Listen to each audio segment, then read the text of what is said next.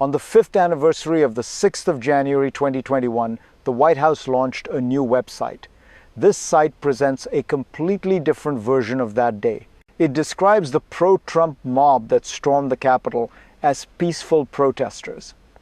According to the website, these protesters were provoked by law enforcement. It makes baseless claims that the violence was caused by the actions of police officers and former Speaker Nancy Pelosi. This new narrative directly contradicts the widely accepted version of the events. For years, former President Trump has downplayed the events of January 6, but the new website goes even further. It offers an official platform for Trump's long-debunked claims about the election being stolen. The website's rhetoric has raised many questions. Why rewrite the history of January 6 now? The new White House website challenges the widely accepted view of the 6th of January 2021. It suggests that the violent attack on the Capitol was not caused by the mob itself. Instead, it claims that law enforcement was responsible. The website portrays Trump's supporters as victims. It argues that they were merely protesting alleged election fraud. This is a direct contradiction of what actually happened. The website goes on to praise Trump for granting pardons to nearly 1,600 people involved in the attack. It describes these individuals as patriotic Americans. This revision of history is a stark departure from the facts established over the last 5 years. The White House's new narrative erases the violent reality of January 6, painting a picture of a peaceful protest gone wrong. But how does the timeline presented on the website match what we know about that day? Let's take a closer look. The White House website features a timeline of January 6. The timeline highlights Trump's speech at the Ellipse that morning. It claims that Trump detailed evidence of election fraud. The website says he urged his supporters to peacefully protest and show strength and determination. However, the timeline conveniently omits key details from Trump's speech. Trump also told the crowd to fight like hell and take back our country. This rhetoric encouraged the crowd to take extreme actions, including storming the Capitol. The timeline also overlooks the violence that unfolded. It ignores the rioters breaking windows, assaulting police officers, and causing chaos inside the Capitol. Instead, the website describes the rally as orderly and spirited, with flags and chants supporting Trump. But what about law enforcement's role in the events of that day? Let's examine how the website portrays them next. The White House website claims that law enforcement played a key role in escalating the situation. It accuses the Capitol Police of using provocative tactics. The website says these tactics included firing tear gas into the crowd. According to the site, these actions turned a peaceful protest into chaos. However, this claim doesn't align with video evidence.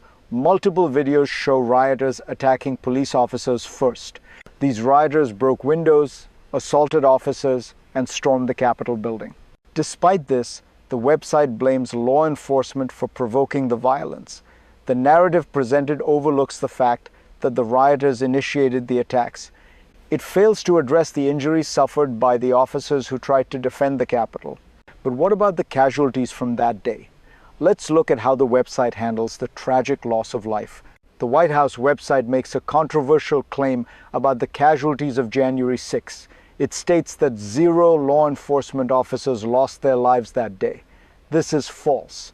Capitol Police Officer Brian Sicknick died from strokes 1 day after being assaulted during the riot. The D.C. medical examiner confirmed that the events of January 6 played a role in his death. Additionally, 4 other officers who responded to the Capitol died by suicide in the months following the attack. These deaths are not mentioned on the website. The site also fails to mention that over 140 officers were injured. Some required hospitalization, and many later suffered from PTSD. The website also distorts the deaths of 2 individuals outside the Capitol. It claims they were killed that day, despite both having died from natural causes. So, what does the website say about the actions of key political figures that day? Let's examine how Mike Pence and Nancy Pelosi are portrayed next. The White House website accuses Vice President Mike Pence of cowardice. It claims Pence had the opportunity to return disputed electoral slates to state legislatures. The site suggests Pence failed to act, calling it an act of cowardice and sabotage. This claim is widely debunked. Legal experts across the political spectrum agree that it would have been unconstitutional for Pence to refuse to certify the election results. Pence himself has said this repeatedly. The website also targets Speaker Nancy Pelosi. It highlights her comments in an HBO documentary where she said she took responsibility for not preparing for more security at the Capitol. The site twists these words to suggest Pelosi is to blame for the events of January 6. In reality, the president, not the Speaker of the House, was in charge of National Guard deployments. But what does the website say about Trump's role after January 6? Let's explore how it frames him as a victim in the next part. The White House website portrays former President Donald Trump as a victim of unfair treatment.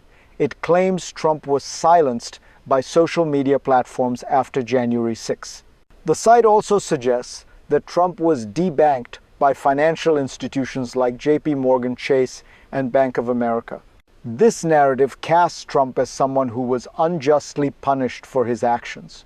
It frames his social media bans and financial restrictions as a violation of his rights.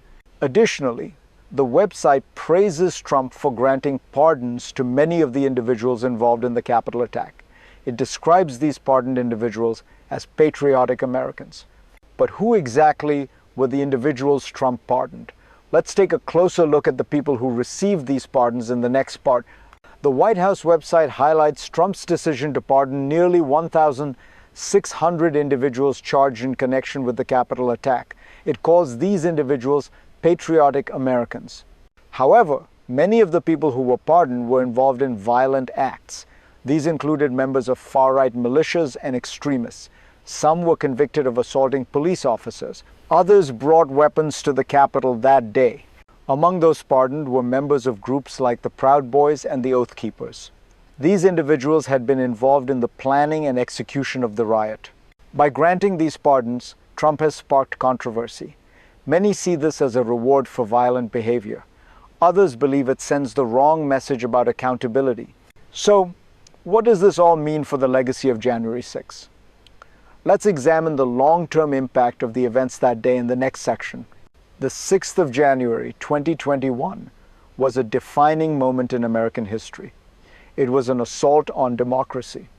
The attack on the Capitol wasn't just a moment of chaos. It was the result of years of misinformation, lies about the 2020 election, and attempts to undermine the peaceful transfer of power. The White House's new website offers a version of events that many consider a dangerous distortion of the truth. By painting the rioters as victims and downplaying their violent actions, the narrative risks rewriting history. The website's portrayal of January 6 raises important questions about accountability. It challenges the facts that have been established by investigations and by those who experienced the violence firsthand. It's clear that the attack on the Capitol was a concerted effort to prevent the certification of a free and fair election. So, what happens next? Will this distorted version of history take hold, or will the truth continue to shape how we remember January 6? The White House's new website represents an attempt to rewrite the history of January 6. It offers a version of events that distorts the truth and erases the violent actions of that day. By portraying the rioters as victims and praising Trump's decisions, the website misleads the public about the gravity of the attack on democracy. January 6 was not just a protest gone wrong. It was an assault on the very foundation of our democracy. The actions of that day should be remembered as an attack on the peaceful transfer of power, not as a moment of injustice toward those who took part in the riot.